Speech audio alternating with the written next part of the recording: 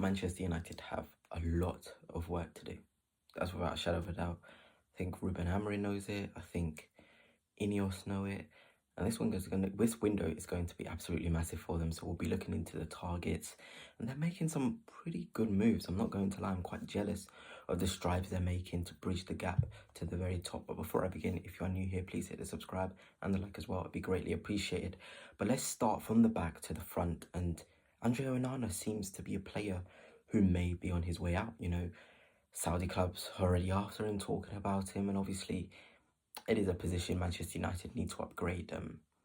I feel as though he has the fundamentals to be a top goalkeeper, but I feel as though the way his Manchester United tenure has started, it's going to be very, very difficult for him to reverse it. So I feel like him going to Saudi is probably, I think it's quite accurate. I could see that definitely happening, but how United go about replacing him is absolutely vital, and I like the player they're going for, João Garcia. Manchester United have contacted Espanyol, João Garcia's entourage, to make him an offer.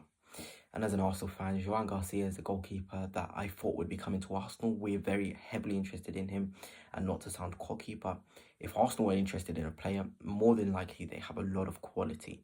And João Garcia has on-the-ball quality. He's fantastic at claiming crosses. He's just a brilliant shot stopper as well. He's composed. He plays for Espanyol, and I think every single week he sort of comes out as the man of the match in any game he has played. And you need that. You need your back three as United play to be able to feel confidence in their goalkeeper. And they don't feel that with Onana. And I feel like with João Garcia, they can feel that confidence. And that's very, very key to building a defence which can win you titles. Not even titles, but win you games, which is what Manchester United need to do more of if they're going to reach the very, very top. Now let's get onto the midfield area, where United are already chugging away. They're already looking at players. According to Fabrizio Romano, one of the top sources, he says Manchester United have discussed Edison during a meeting with the club directors and Ruben Amorim. United made contact with the players' camp a few months ago to show their interest. He's seen as one of the ideal midfield candidates. And when I look at United's midfield, there's not enough steel / on-the-ball quality / athleticism. And this guy, Edison, brings athleticism, on-the-ball quality, and steel. So all those three qualities United miss in there, they'll get with him. Ugarte is not bad, but he's not the sort of midfielder who can defend spaces. Ugarte and Edison would work, although it's quite defensive, maybe in a big away game at the Arsenal, at Manchester City, at Liverpool. You can play those two in the midfield and they will lock it down. Because I was very, very impressed with Ugarte when he went to Anfield. That's the sort of games he thrives in, where he can break up the play, doesn't have so much responsibility on the ball. Someone like Edison can do the build-up parts whilst also breaking up the play, whilst being physically strong, whilst being technically sort of astute. He can do that. So when I see these links, I'm impressed. I really, really am impressed. And Johnny Cardoso is another player. Tottenham Hotspur have sort of been interested in him. They have a clause, Tottenham, I think, to sign him this summer. Or, he's free to go to wherever he wants to go. I think it's first buyer, first option, But if United are, making strides already, then why wouldn't they? Because Johnny Cardoso is really, really good. I've watched him against Real Madrid in the La Liga game. He was one of the best players on the pitch. What is crazy, he isn't actually a consistent starter for USA, which is quite shocking. But this guy's young, has got a lot of potential on the ball, absolutely phenomenal, physical, can cover ground. It's about increasing the sort of technical floor and physical floor of Manchester United. And players like Edison, players like Johnny Cardoso, they increase the technical and physical floors of Manchester United. And you need those players to bridge the gap. And they are perfect bridge the gap to the top sort of players. Also, United, I like the model in terms of going for young players whilst also maintaining experience and winners in the targets that they have. Manchester United and Chelsea are interested in Franco Mastertunen, are well informed on his situation. Real Madrid are not pursuing him at the current deal conditions. It's an open race. I can tell you one thing about Mastertunen. He is unreal. Manchester United, you cannot let him go to Chelsea. They've already got Estevao, they've already got Pez. You cannot let them get him as well. This kid has all the fundamentals to go right to the very top. You think about Bruno Fernandes, he's getting on, maybe he's got 3-4 good more years ahead of him. Someone like Mastertunen can learn off Bruno and slowly be integrated, but also play with Bruno. He's already influencing games in the Argentinian league. The biggest of games, the rivals. He scored a free kick, technical ability, he's got it. Physically, he's actually quite imposing and powerful, you know. And for me, Real Madrid going for him would shock me. I think he's a better young talent than someone like Arda Güler, 100%. And Arda Güler is a phenomenal young player, great ability. You know, we've seen what he can do, but Manchester Tunin is better. So you can imagine Manchester United fans getting a player like this, whilst you have Bruno who can help teach him in a physical league like the Premier League. He's ready to come in straight away and impact the squad.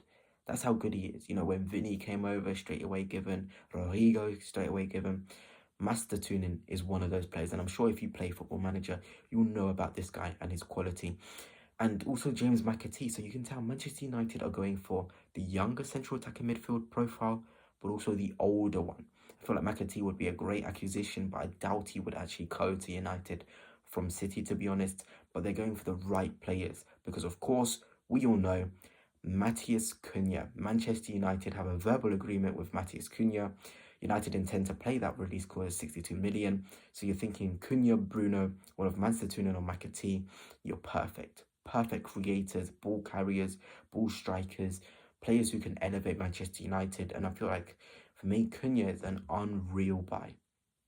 It's a phenomenal buy. It really, really is. He's a top talent. He knows where the net is. He's got 15 non-penalty goals in the Premier League as a Brazilian, which is the tied most.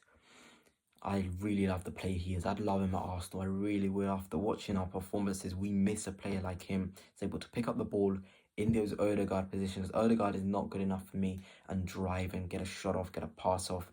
Matheus Cunha is phenomenal. You know, Fabrizio Romano, again, he's very close to joining Manchester United. I'm jealous, you know.